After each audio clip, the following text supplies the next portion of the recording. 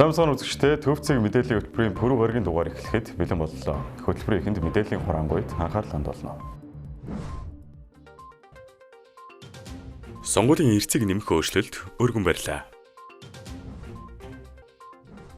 Монгол улсын ерөнхийлөгчийн сонгуулийн тухай хуульд нэмэлт өөрчлөлт оруулах тухай хуулийн төсөл өргөн мэдүүлэв. Ерөнхийлөгч хөрөлсөх төрийн тусгай албан хаагчдыг бэлтгэдэг их сургуулиудын төлөөлөлтөд уулзлаа. Трамп, Ши Жинпин нарын хэлэлцээ эхэллээ. НАТОгийн зүүн жигүүрийн Бухарестийн 9 бүлгийн дээд хэмжээний уулзалт явагдлаа. Филиппин улсын Сенатын ордонд буун дуу гарчээ. Ерөнхийлөгчийн сонгуулийн үеэр орчин суугаа хаягаас өөр газарт байгаа иргэд, оюутнууд болон гадаадад ажиллаж амьдарч буй сонгогчдын санал өгөх боломжийг нэмэгдүүлэхээр сонгуулийн тухай хуульд өөрчлөлт оруулах төслийг улсын их хурлд өргөн мэдүүллээ.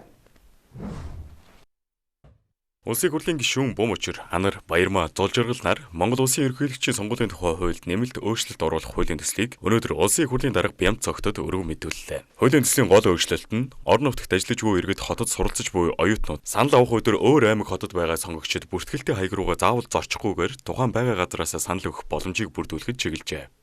Төслийн гол агуулга нь бол юу вэ гэхээр энэ сонгуулийн насны иргэдийнхаа санал өгөх сонгуульд оролцох боломжийг нь илүү өргөжүүлж, нээж өгөх, илүү өөр нэмэлт технологиудыг, арга замуудыг бий болгох ийм агуулгатай.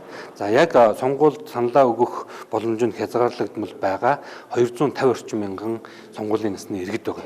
Сонгуульд оролцох эрхийг нь нээж өгөх, эрх зүйн орчныг сайжруулах шаардлагатай гэдэг үүргийг их хурл өөрөө тогтооллоороо гаргачихсан. Тэгэхээр бид нар үндсэндээ их хурлын тогтоолыг хэрэгжилтийг хангах үүднээс энэхүү хуулийн төслийг санаачлаад өргөн барьж байгаа гэсэн үг. Мөн гадаадад ажиллаж амьдарч байгаа иргэдийн санал өгөх хугацааг 2 хоногоос 5 хоног болгон нэмэгдүүлэхээр тусгасан байна. Үүнээс гадна урьдчилан санал өгөх зохицуултыг нээж сонгуулийн өдөр ажил үүрэгтэй байгаа төрийн албан хаагчид уртын ээлжийн ажилтнуудын оролцоог нэмэгдүүлэхээр төлөвлөжээ. Сонгогчдын үндсэн хуулиараа олгогдсон сонгох эрхээ эдлэгт нь маш том нэмэр хандив үзүүлнэ гэсэн үг. Заавалч өдөр оюутнуудыг тэр орон нутагт наваачихын тулд мөнгөж тодорхой хэмжээний саналыг худалдан авах энэ ажиллагаа бол үндсэндээ байхгүй болоод тэгээ оюутнууд өөрөө Улаанбаатараас саналаа өгөх юм боломж нэгдэнэ гэсэн. Гэх мэт яг нөө арчлын суур зарчим болох энэ сонгуул нь шудраг явагдах ёстой гэдэг дээр бас ийм үр дүн гарна гэж харж байгаа. Одоо ойролцоогоор хэлбэл монголчуудын 10 хүний нэг нь улс төрийнхээ эрхийг эдэлж чадахгүй байна. Сонгуульд оролцож чадахгүй. Тэгэхээр тэр хүмүүс эрхээ эдэлнэ. Сонгуульд оролцсон. Мэдээж нөгөө уурхаа дээр ажиллаж байгаа уурхаачд байна те. Тэгээд энэ тэнд нүгэд явж байгаа малчид байна гих мэтчил. Гадаадад байгаа монголчууд тэр хүмүүсийн сонгуульд оролцох боломжийг нэмэгдүүлснээрээ одоо энэ хилийн жандад гарсан байгаа монголчууд цаашдаа бүр их нэмэгдэнэ. Олон зуун мянган хүн болно. Энэ үнэт одоо хүнээ бид нэр алдмааргүй байгаа хгүй. Тийм болохоор энэ бол маш чухал хууль.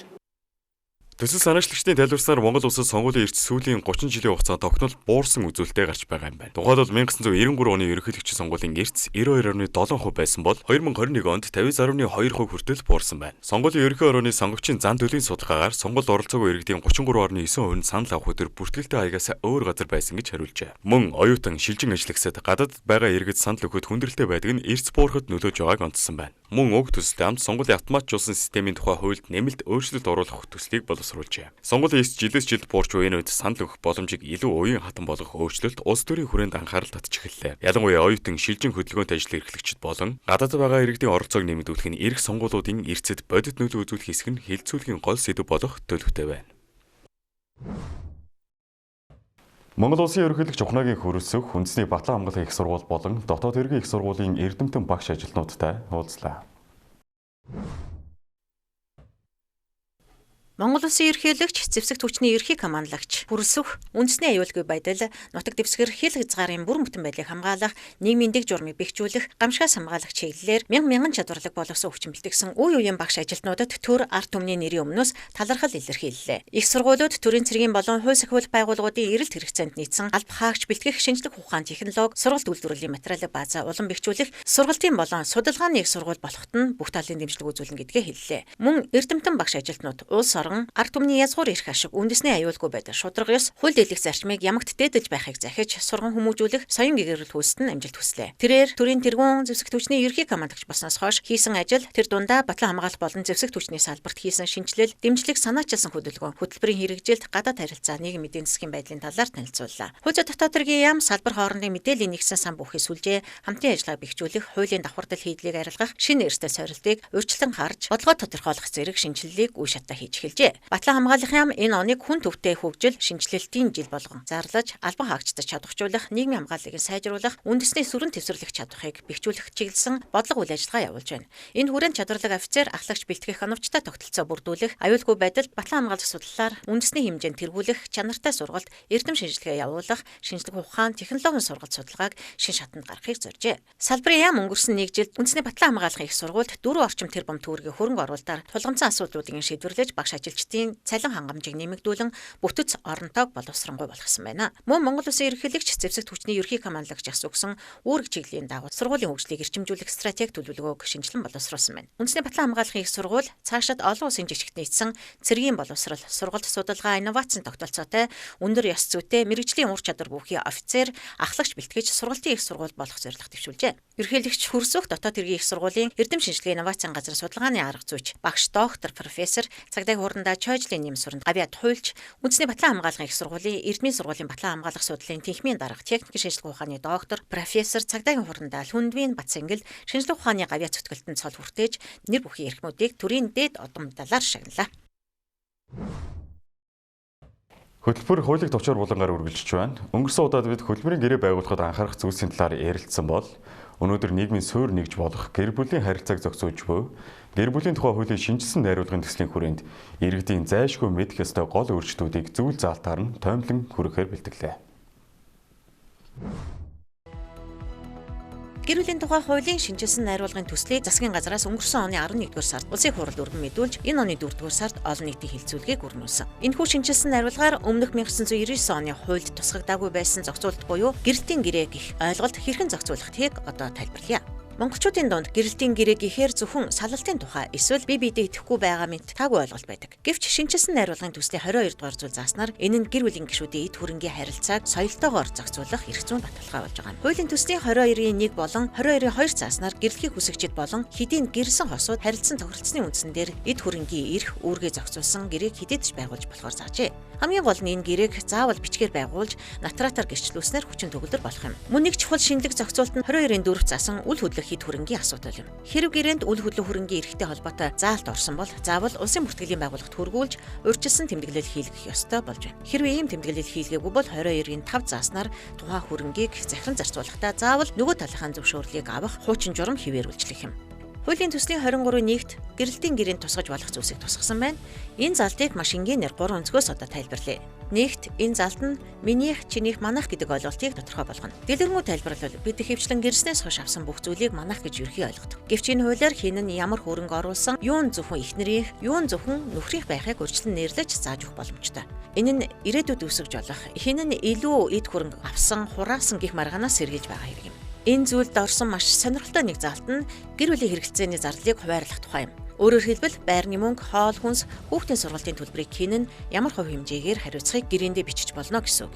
Ингэснээр гэр бүлийн доторх мөнгнөөс басан үйл ойлголцол эрс багасна гэж хууль санаачлагчид үзсэн байна. 3-т гэр бүлийн гишүүдийн ирээдүйн баталгааг хангаж байна. Хэрвээ гэрлэлт дуусгар боллоо гэхэд хэнд нь байруулдах, хэн нь машин авахыг урьдчилан тохиролцож болно гэсэн үг. Энэ нь салж байгаадаа биш харин хэн хэнийхээ өмнө хүлээх хариуцлагаа тодорхой болгож, ялангуяа хүүхдийн ирээдүйн өмч хөрөнгийг хамгаалж байгаа хэрэг юм. Гэхдээ нэг зүйлийг маш сайн анхаарах хэрэгтэй. Гэрээ байгуулж байна гэд юу дуртайгаа тохиролцож болохгүй гэдгийг хуулийн төслийн 23-ийн 2 дугаар зүйлээр хатуу хязгаарлаж өгсөн. Тухайлбал хайр сэтгэл, хувийн харилцааг гэрээгээр зохицуулахгүй. Та зөвхөн эд хөрөнгийн асуудлаар гэрээгээр тохиролцсноо гэсэн. Харин бие биеэ хайрлах, үнэнж байх гэх мэт хүний амины эрхтэй холбоотой эд хөрөнгийн бус харилцааг гэрээний захыг хоригдсон. Мөн хин нэг нэгэ хоос үлдээж болохгүй. нэг талынхаа эрх ашгийг хит ордуулсан гэр бүл салбал чи юу ч авахгүй юу чгүй хоцрон гэх мэт шудраг бус тохиролцоо хийхийг хуйлаж зөвшөөрөхгүй. Түүнчлэн хүүхдэд хийжих сурч боловсрох эрхийг хязгаарласан эсвэл эрх үүргээсээ зугцсан ямар ч залтыг гэрийн тусгаж болохгүй гэж хуульчилжээ. Хуулийн төслийн 23-ийн 2-6 заснаар гэр бүлийн голомт буюу үндсэн орон байрныхаа өмчлөх эрхийг гэрээгээр оруулахыг хоригдсан байна. Энэ нь гэр бүлийн гишүүд хүүхэд багчууд ямар ч тохиолдолд орох оронтой үлдэх наад захын баталгааг хууль хамгаалж байгаа хэрэг юм. Гэр бүлийн тухай хууль шинжлэхснээр гэр бүл салалтыг дэмжих бус харин салсан тохиолдолд хүүхэд тохирчулдаггүй байх, эцэг эх нь үүргээ бүрэн ухамсарладаг байх тогтолцоо руу шилжихээр байна. Өнөөдрийн дугаараар бид гэрэлтийн гэрийг онцолсон бол дараагийн дугаартаа иргэдийн дунд маш их хүлээлттэй байгаа хүүхдийн тэтгэлэг тогтоох шинэ журам болон хамтын амьдралын эрх зүйн үр дагаврын талаар өргөжлүүлэн тайлбарлах болно.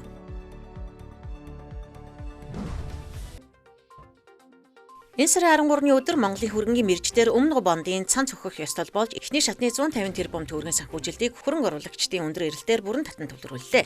Тус бондоор 70 задгас суманд 50 мегаваттын хүчин чадал бүхий дулааны цахилгаан станц барих төсвийн санхүүжилтийг босгож байгаа бөгөөд одоогийн станцаас 5.5 дахин өндөр хүчин чадал бүхий шинэ дулааны цахилгаан станц барихаар төлөвлөжээ. Эхний шатанд нийт 206 захиалга ирснээс 80 гаруй хувийг Өмнөгой аймгийн иргэд бүрдүүлсэн байна. Энэхүү бондын үндсэн андеррайтераар Мандал Capital Markets үнд цасны компани ажиллажээ. Төв сүрэн газрын махны асуудлыг тухайн орон нутгийн удирдлага хариуцсан нийслэлийн хувьд 7 хоногийн өмнө авсан мэдээлэлээр 1600 орчим тонн мах нөөцийн агуулгаас түгээгдэж байна. Сарын өмнө 380 гаруй цэгээр түгээж байсан бол одоо 630 гаруй цэг болон өргөгдсөн байна. Одоогор байгаа нөөцийн махны 600 орчим тонн нь хоньны мах, 1100 тонн нь үхрийн мах байна. Энэ сарын 11-ний байдлаар 2100 тонн мах экспортод гарсан байна. Тодорхойлбол 870 тонн адууны мах, 1100 орчим тонн нь амар дулааны аргаар боловсруулсан мах байна. Өзбекистан руу 40 тонн хоньны мах гаргасан. Хаврын махны үнийн өсөлтөд экспорт нөлөөлж байна гэж хэлэх хэцүү хэмээн салбарын сайд мэдээллээ. Мөн тэрээр нийслэлчүүдийн энэ хаврын хэрэгцээнд 50,000 тонн мах бэлдсэн, эх хавар үүнээс ахиу бэлдэнэ гэлээ. Зуны улиралд нийслэлчүүдийн толгойн өвчин болдог асуудлын нэг нь үер усны гамшиг үлээ. Энэ нь борооны ус зайлуулах шугамшүүлжээ хангалтгүй байгаагаас үүдэлтэй. Өөрөөр хэлбэл хатуу хүчилттэй нийт замын 70 орчим хувь нь борооны ус зайлуулах шугамгүй байгаа нь хотыг усан давтах эрсдлийг бий болгож байгаа. Иймд газрын усны менежмент үерийн эрсдлийг бууруулах төслийн захирал Баран Чулуун нийслэл 2026-аас 2033 онд хөрсний ус үерийн хамгаалалт төслийг хэрэгжүүлнэ гэлээ. Төслийн хүрээнд 366.2 км урт үерийн хамгаалтын суваг, 23 км урт үерийн хамгаалтын далан шинээр барих юм байна. Улаанбаатар хотын хэмжээнд ус хангамжийн нийт 9 төсөл арга хэмжээ үерийн эрсдлийг бууруулах 32 төсөл арга хэмжээ хэрэгжүүлэхээр төлөвлөжээ. 2026 онд улсын хэмжээнд 372.7 мянган гад, үр тариа 16 мянган гад, төмс 18.3 мянган гад, хүнсний ногоо 121.9 мянган гад, малын тижэл 104.1 мянган гад, тосны ургамал нийт 633.4 мянган гад тариалт хийхээр төлөвлөжээ. Хаврын тариалт энэ сарын 12-ны байдлаар 42.1 мянган гад, үр тариа 1.1 мянган гад, төмс 833 гад, хүнсний ногоо 460 гад, тосны ургамал нийт 44.6 мянган гад тариалаад байна. Гатар 4 тариалын доктортой хөгжлийн аяны хүрээнд тариалангийн үйлдвэрлэл эрхлэгчдэд банкны их усүрээр олгогдож буй 130 тэрбум төгрөгийн эргэлтийн хөрөнгийн зээлийн их усрын санхүүжилтийг жигт хүртээмжтэй байлгах зорилгоор 55 тэрбум төгрөгөөр нэмэгдүүлж төмс хүнсний ногооны тариалан эрхлэгчдийн механикжуулалтын түвшин нэмэгдүүлэх хүлэмжийн аж ахуйн үйлдвэрлэлийг дэмжих зорилгоор 15 тэрбум төгрөгийн санхүүжилттэй хөрөнгө оруулалтын зээлийн их усрыг шийдсэн байна. Одоогоор 521 иргэн аж ахуйн нэгжид 87.3 тэрбум төгрөгийн хөнгөлөлтөө зээл олохоор шийдвэрсэн байна. Өнөөдрийн байдлаар 345 иргэн аж ахуйн нэгжинд 68.8 тэрбум төгрөгийн зээлийн хүсэлтийг арилжааны банкуд судалж байна. Дотоод болж өрсөн үйл явдлын мэдээллийг хүргэлээ. Үргэлжлээд орчуулагч редактор Мөнх Эрдэнэ бэлтгэсэн олон улсын мэдээнд анхаарлаа хандуулна.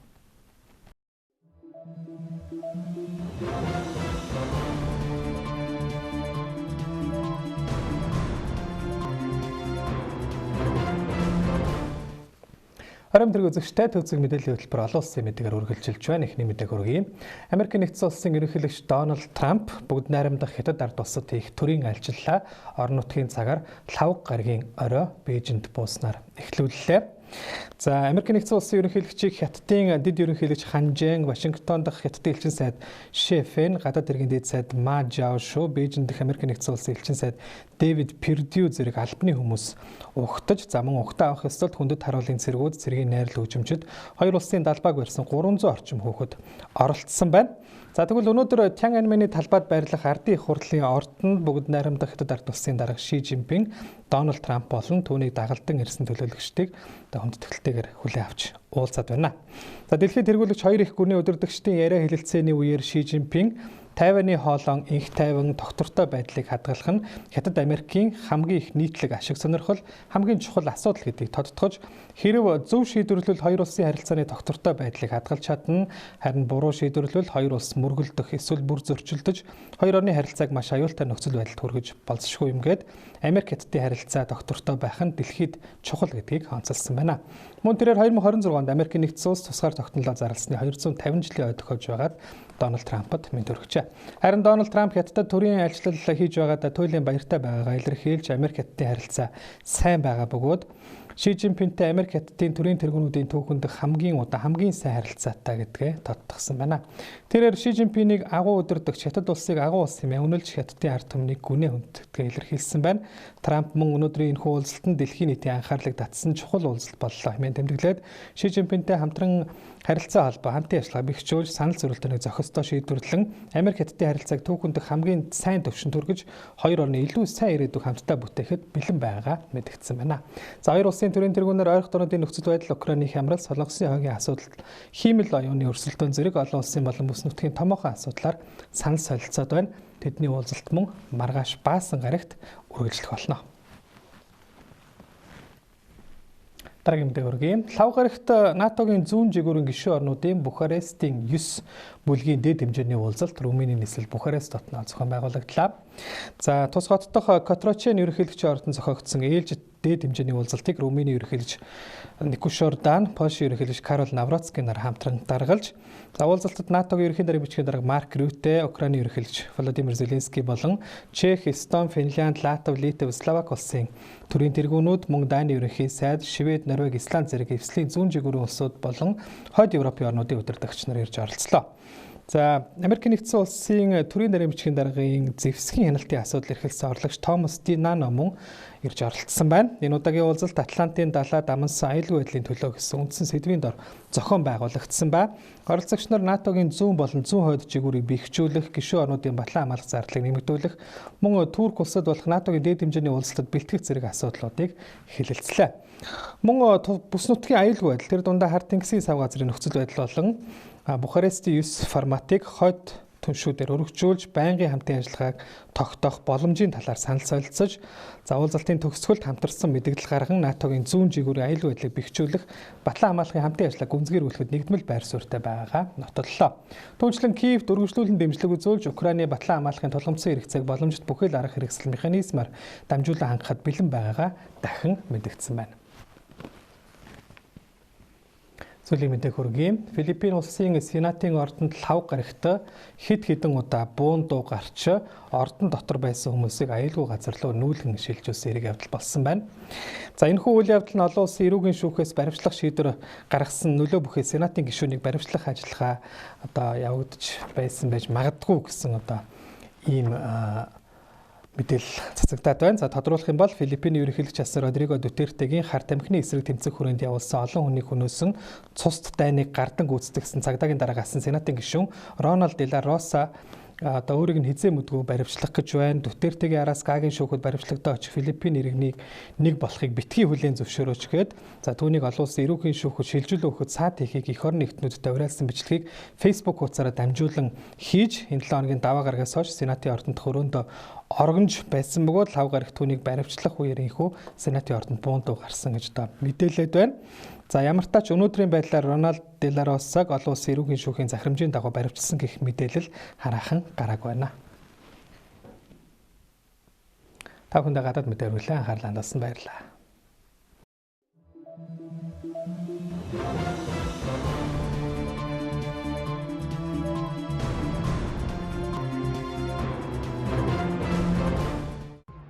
Төвцөг мэдээллийн хөтөлбөрийн пүрэв гарагийн дугаарыг та бүхэнд хүргэлээ. Анхаарлаа хандуулсанд баярлалаа. Баяртай.